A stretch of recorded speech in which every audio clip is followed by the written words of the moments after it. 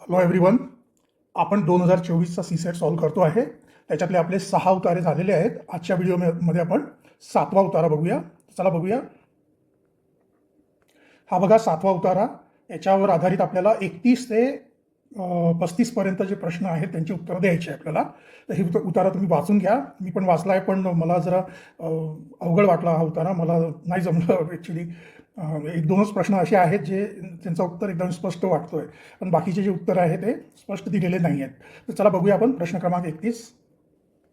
प्रश्न क्रमांक 31 बघा. भारतीय संविधानाच्या भाग 3 मध्ये अभिप्रेत असलेल्या मानवी अधिकारांना वेगळा अर्थ प्राप्त होतो कारण. तर याचा उत्तर आहे पर्याय 3, भारतात अस्तित्वात असणारी सामाजिक आणि आर्थिक विविधता. तर इथे बघा आपला जो उतारा आहे त्याच्यामध्ये 6 नंबरची जी लाईन आहे पहिल्या पॅराग्राफमधली, तिथे लिहिलं आहे भिन्न सामाजिक आणि आर्थिक पार्श्वभूमी असलेले आणि विकासाच्या भिन्न स्तरावर अस्तित्वात असलेल्या निहित मानवी हक्कांनी भिन्न भूमिका आणि हेतू स्वीकारले आहेत. तर याच्यावरून ह्या प्रश्नाचं उत्तर येतोय पर्याय क्रमांक 3, भारतात अस्तित्वात असणारी सामाजिक आणि आर्थिक विविधता. हा मला पण तेवढा म्हणजे स्पष्ट कळालेला नाही आहे, तिथं स्पष्ट असं लिहिलेलं नाही आहे, तरी पण त्याचा जवळपास अर्थ तोच लागेल असं वाटतंय मला, म्हणून याचा उत्तर पर्याय 3 आहे. चला बघूया प्रश्न क्रमांक 32. प्रश्न क्रमांक 32 बघा. प्रगटीकरणाचा अधिकार संविधानाच्या कलम रिक्तस्थान मध्ये दिलेला आहे. रिकामी जागा तिथं आपल्याला लिहायचं आहे. तर याच्यातला उत्तर येतो बघा पर्याय क्रमांक 4, कलम 19(1)(a). स्पष्ट आपलं जे उतार्यातला जो सेकंड पॅराग्राफ आहे तिथं जे सेकंड लास्ट आणि लास्ट लाईन आहे त्याच्यामध्ये लिहिलेलं आहे की इंटरनेटच्या माध्यमातून भाषण आणि अभिव्यक्ती स्वातंत्र्य हे कलम 19(a)चा अविभाज्य भाग आहे. तर याच्यावरून स्पष्ट आहे याचा 32चा जो उत्तर आहे पर्याय 4 आहे, कलम 19(1)(a). चला बघूया प्रश्न क्रमांक 33. प्रश्न क्रमांक 33 बघा. लेखकाच्या मतानुसार विधी किंवा कायदा क्षेत्राचे परिक्षेत्रामध्ये तंत्रज्ञानाचा वापर व स्वीकारार्हता नाही आहे. याचा अर्थ की. तर याचा उत्तर येतो बघा पहिलाच येतो, अस्तित्वात असणाऱ्या सत्य परिस्थिती विचारात घेऊन मान्य न करणे होय. तर याचाही पण मला तर एवढा स्पष्ट याच्यामध्ये उत्तर नाही सापडला, तरी पण पॅराग्राफची जी 3ऱ्या क्रमांकाची जी लाईन आहे, कायद्याच्या कक्षेत तंत्रज्ञानाची मान्यता न मिळणे ही दुर्दैवी स्थिती आहे. आजच्या काळात इंटरनेटचे महत्त्व कमी लेखले जाऊ शकत नाही. तर याच्यावरून याचा जो प्रश्न क्रमांक 33चा जो उत्तर आहे पर्याय 1 असू शकतो असं मला वाटतंय. ठीक आहे, तुम्ही व्यवस्थित वाचून बघा. स्पष्टीकरण मी शेवटी दिलेलंच आहे. ठीक आहे, चला बघूया प्रश्न क्रमांक 34.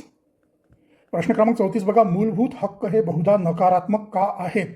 तर याचा पण मला स्पष्ट उत्तर तर नाही मिळाला, पण जो पॅराग्राफ नंबर 1 आहे उतार्यातला त्याच्यातली बघा 7व्या क्रमांकाची जी लाईन आहे, भारतीय राज्यघटनेच्या रचनाकारांना अशा सक्रिय कर्तव्याच्या सामाजिक आर्थिक खर्चासह भारताच्या परिस्थितीची जाणीव होती आणि त्यांनी मूलभूत अधिकारांचा वापर नकारात्मक पद्धतीने प्रतिबंधित करण्याचा सुज्ञ निर्णय घेतला.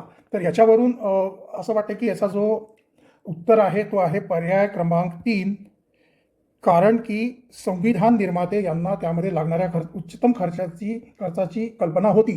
पण हा जो वाक्य दिला आहे ना एकदम त्याच्याशी मॅच तर होत नाही आहे, पण आपली ॲन्सर शीटमध्ये पण हाच ॲन्सर दिलेला आहे 3ऱ्या नंबरचा. म्हणून तुम्ही बघा तुमचं हा ना थोडंसं मला ॲक्च्युली मी स्वतः सायन्स बॅकग्राऊंडमधून असल्यामुळे मला जरासं हे अवघड जातो हा विषय.